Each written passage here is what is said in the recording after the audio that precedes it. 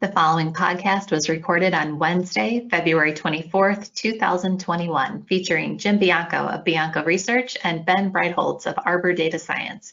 To hear the podcast in real time, you can sign up for a free trial at biancoresearch.com or arborresearch.com, or by emailing Gus Handler directly at gus.handler@arborresearch.com. You can also call Arbor Research and Trading at 1-800-606-1872. Thanks for your time and enjoy the podcast. Welcome everyone to Talking Data. Hope you're off to a great week. I'm joined today by Jim Bianco of Bianco Research and Ben Breitholtz of Arbor Data Science. Today we're going to be talking about the Fed and all of that market volatility. Jim, we're going to get started with you. What did Chairman Powell communicate during his testimonies? And more importantly, how are investors reacting? Yeah, he communicated, the joke is that the printing press is well oiled and he's not out of paper, I guess is what he kind of communicated. But in seriousness, going into yesterday and today, you saw in the morning, the markets wobble a little bit. Rates went up and risk markets like the stock market were declining a bit. And then Powell spoke and gave no indications that he's worried about inflation or that the rise in rates is getting him to reconsider his view. And yesterday you had a major turnaround in stocks. They went from deeply negative.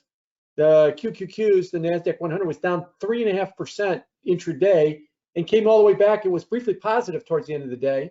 And today the same thing happened. We started off with a small loss and now the S&P's up nearly 1%. So the takeaway here is the market wants free money. It wants more money, it wants stimulus, it wants checks to go out the door. It seemed to be a little bit worried that maybe the Fed was getting uncomfortable with the rise in rates. Powell said he's not at all in the slightest. And so the market has had a relief rally because the checks are coming. The printing press is still going to go at $120 billion a month. Fed's not going to raise rates for years. It's all good. Yeah, I think that, Powell for me was, more par for the course. And I think that his message is so focused on the employment side of things as opposed to inflation or maybe financial stability, the so-called third mandate. So we broke out and did the fun natural language processing of his speech and added it on to the most recent 3 months of content. And it is still providing kind of a crystal clear, non-ambiguous picture of that the Fed is going to stick to this AIT framework, keep things low in terms of interest rates, not taper before the markets would potentially think they would, and they'll communicate this clearly. The only thing that I can say that kind of pops out both in his speech and then also over the past 3 months is that we've seen a diminishing frequency of words of agreement, which is a bit surprising. Not that they're disagreeing, but typically you see a high degree of agreement words during shifts in policy, like we did to the AIT framework. Everybody kind of agreed on it. But now that we're getting this stronger growth and potentially inflation to keep rising, we're starting to see that agreement kind of fall. So I think that is being shown in this burst in term premium in markets. If you look at the 10-year term premium, that's up about 26 basis points. And that's why we're getting the swaption vol and even the Eurodollar curve to price in hikes in 2024, maybe coming into 2023. But this is what's different. And, the Fed and Powell is saying that we're not going to chase inflation like we had in the past. We're going for full employment, and markets need to sort this out because there is really no roadmap for this exact scenario. And right now, they're kind of maybe getting ahead of themselves with the rise in vol. We'll see how that goes going forward. Yeah, just real quick, I'm a big fan of your NLP charts, Ben, and between now and next Friday, March 2nd or 3rd, which is the Fed blackout period, you're going to have a lot of speeches to add to that because there's literally 15 speeches coming. Wow. More than one a day is coming in the next week and a half before the Fed goes into its lockdown for its March meeting. So it'll be interesting to see how much that changes. Absolutely, and that's what the agreement. I'm interested to see if that agreement continues to fall, even if they stay very crystal clear, meaning that uncertainty is low. That's still going to potentially keep this elevated volatility, because we have some charts showing just how important that dynamic is, ambiguity versus the degree of agreement. And whenever one of them really moves considerably in terms of less agreement or more ambiguity, that leads to volatility. So that's great. Yeah, last thought for you on this subject is Lael Brainerd, Fed governor, spoke today at the same time that Powell was testifying. And the good news was she didn't disagree with him while he was actually saying the words. We need Bullard or someone for that. Right. Yeah. Well, let's talk timing next. When will the rise in yields begin to matter? Yeah, I can take that. So the rise in yields, so we've looked at this two different ways. We talked about this last time. We look at 6-month breakouts, the 10-year note yield. When that moves more than 50 basis points, we'll be into new territory that we've only seen 3 times post 6-month breakouts, and that is 1999, 1994, and 2013, and those will all set off bells for everybody, because that includes the taper tantrum and the big quick hiking that we saw in 1994, and that's when yields really did move considerably. They went on to move another 50, 60 basis points easy over the ensuing 3 to 9 months. So I think we will start to see that the nominal yield matter, especially with the increase in volatility above 1.4%, but really at the root of it, the whole thing here is about real yields. So the Fed's done a great job at keeping real yields suppressed. And the 10-year tip is what we use to measure that, is right around negative 80 basis points. And we have the 30-year that has now actually moved considerably and is up about to a positive 8 basis points. So if we can get the 10-year to follow suit and break out of this kind of negative 80 basis point area, historically, that has been a bad thing for credit markets and for particular industries, and has had a stronger connection than nominal yields to risk asset, risk asset volatility and returns. So for me, the volatility is rising. Another thing to talk about there is that swaption volatility, even at the short end of the curve, looking at 2-year rates out to 3 years plus, they've completely evaporated the dampening impact of volatility that the Fed had fostered or created during the pandemic. And now it's getting kind of pulled into the 2-year area, which means that's 2023 for a taper or for a rate hike. So if that happens, I think it's really going to matter, the rise in yields. And then more specifically, that 80 basis point level, let's see real yields pop above there, and let's see nominal yields pop above 1.4%. For me, it's hard to see how markets don't care if and when that happens. Completely agree. As far as real yields go, in a vacuum, when the economy is booming, you should have positive real yields. We don't. As you mentioned, we have minus 80 basis points. A lot of that might be the Fed's got their thumb on the scale here with all of their tip buying as well. If we're going to get 5% growth, which is the consensus on Wall Street, 6% growth that Powell said yesterday, sure, why not? 7% growth, like Goldman Sachs is predicting for 2021, that's going to be like the highest growth rates in 40 years that we're going to see for the economy. You get that kind of booming growth, you'll get higher rates, but you'll also probably get a perception that real yields should turn positive. So you're going to get the double whammy of rates going up and real yields turning positive. You could really launch the 10-year yield or the 30-year bond into higher levels.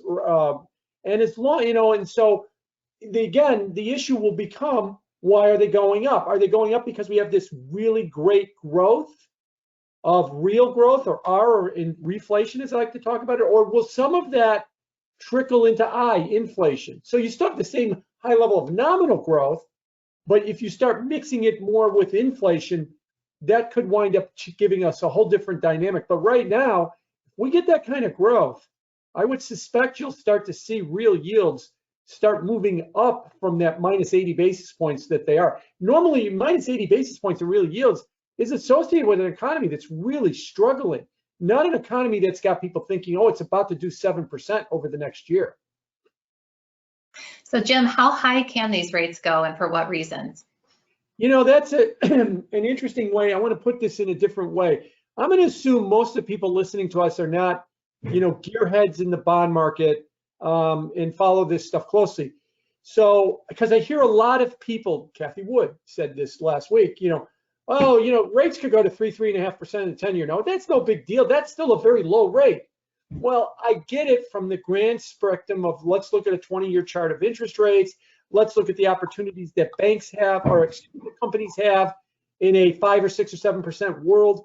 If rates go to 3% on the risk-free rate on the 10-year, no big deal.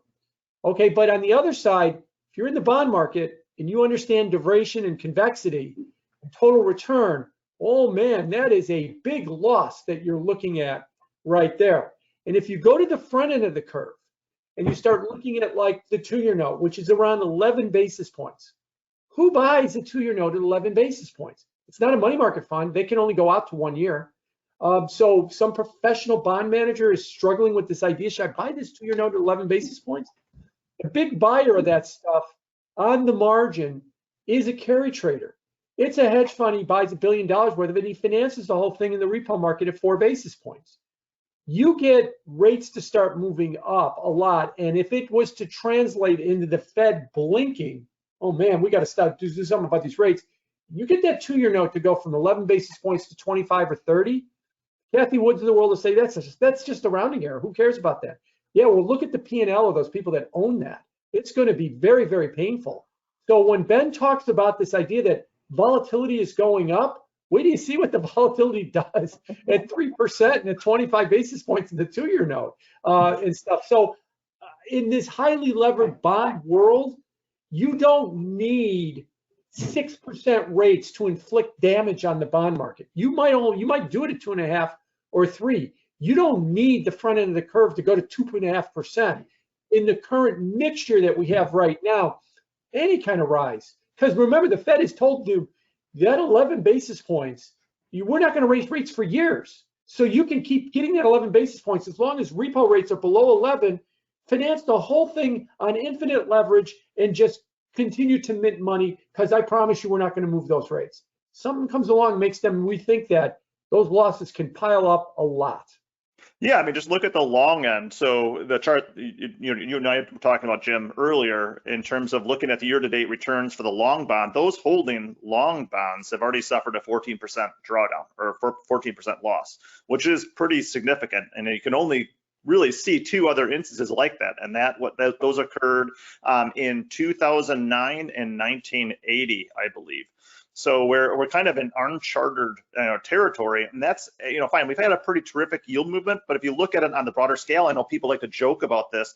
Look at yields all the way back to 1980. This rise in yields doesn't look that significant, but just like Jim said, due to the high duration, this is significant. I mean, this is a big dent to portfolios, and bond managers are not freaking out yet, but they are getting concerned.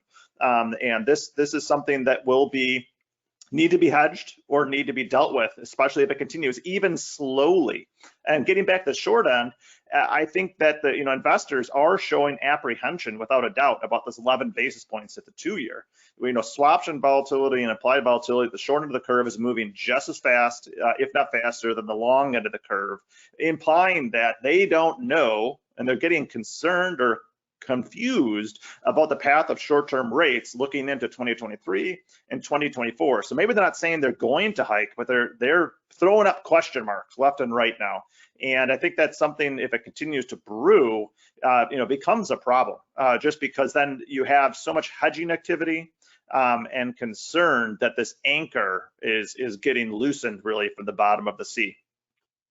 Yeah, I agree. The canaries in the coal mine here are the volatility measures in the bond market, the MOVE index, the swaption volatility indexes, as Ben has mentioned.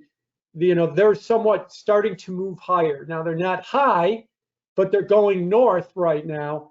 And as they continue to go north, think of it, if you're not into the bond market as much as we are, think of it as like the VIX index is starting to move up, and when it starts to move up, it's supposed to be telling you that there is a big concern. If you want a good quick example of that, back in September, the S&P closed at a new all-time high and the VIX closed to 25, which is the highest level that the VIX ever has had on the day that the market made a new all-time high.